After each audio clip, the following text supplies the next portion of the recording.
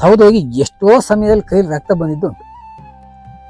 ಖಾಲಿ ದೋಣಿ ಮಾತ್ರ ಹುಟ್ಟು ಹಾಕಿ ನಡೆಸ್ತಕ್ಕಂಥದ್ದು, ಜನ ದಾಟಿಸ್ತಕ್ಕಂಥಷ್ಟು ಮಾತ್ರ ಇತ್ತು. ಬೇಸಿಗೆಯಲ್ಲಿ ನೀರು ಇಳಿದಾಗ ತುಂಬ ವೆಹಿಕಲ್ಗಳು ಓಡಾಡ್ತಿದ್ವು. ಅದನ್ನೊಂದು ಗಮನದಲ್ಲಿ ಇಟ್ಟುಕೊಂಡು ನೀರ್ ಮೇಲೆ ದಾಡ್ಸಕ್ ಮಾಡಿದ್ರೆ ಹೇಗೆ ಜನರಿಗೂ ಅನುಕೂಲ ಆಗುತ್ತೆ, ನಮಗೂ ಒಂದು ದುಡಿಮೆ ಆಗುತ್ತೆ ಅಂತ ಒಂದು ನಮಗೊಂದು ತಲೆ. ಯಾವಾಗ ಮಾಡಿದಾಗ ಹೇಗೆ ಕೇಳಿದ್ರೆ, ಮನೆಯಲ್ಲಿ ಫ್ಯಾಮಿಲಿಯವರು ಇದ್ದಾಗ ಮನೆಯಲ್ಲಿ ಲೇಡೀಸ್ ಇದ್ದವರು ಇಲ್ಲೂ ಬಿಲ್ಸಾಗರ ಅಂತ ಇವಲ್ಲಿ ತೆಪ್ಪದಲ್ಲಿ ದಾಡ್ಸೋದು, ನೀವು ಅಲ್ಲಿ ಹೋಗ್ಬೇಡಿ ಅಂತ. ಆಮೇಲೆ ಯಾವಾಗ ನಾವು ತೆಪ್ಪ ದಾಡಿಸಿ ತೆಪ್ಪದಲ್ಲಿ ಬುಲೆಟ್ ಬೈಕನ್ನೆಲ್ಲ ದಾಡಿಸಿದ್ವಿ ಅಂತ ಆದಾಗ ಸ್ವಲ್ಪ ಊರಿನವ್ರಿಗೆ ಎಲ್ಲರಿಗೂ ಸ್ವಲ್ಪ ಧೈರ್ಯ ಬಂತು. ಅವಾಗ ಕಬ್ಬಿಣ ಮೋಲ್ಡರ್ ಮಾಡಿದ್ವಿ. ಕಬ್ಬಿಣ ಮೋಲ್ಡರ್ ಮಾಡಿಬಿಟ್ಟು ಅದಕ್ಕೆ ಹೊರಗಡೆ ಫೈಬರ್ ಕೊಟ್ಬಿಟ್ವಿ.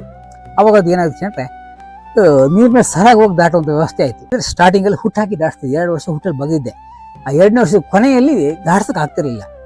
2 ಹಗ್ಗನ ಆದಡ್ಗಿದ್ದು ಹಗ್ಗನ ಕಟ್ಟಿ ಹಗ್ಗ ಸಹಾಯದಿಂದ ದಾಡ್ಸಕ್ಕೆ ಮಾಡಿದ್ದೆ ನಾನು. ಕಬೆ ಕೋಲ್ ಮಾಡಿಬಿಟ್ಟು ಆ ಕಬೆ ಕೋಲೊಳಗೆ ಹಗ್ಗ ಹಾಕಿ ಎಳಿತಿದ್ದೆ.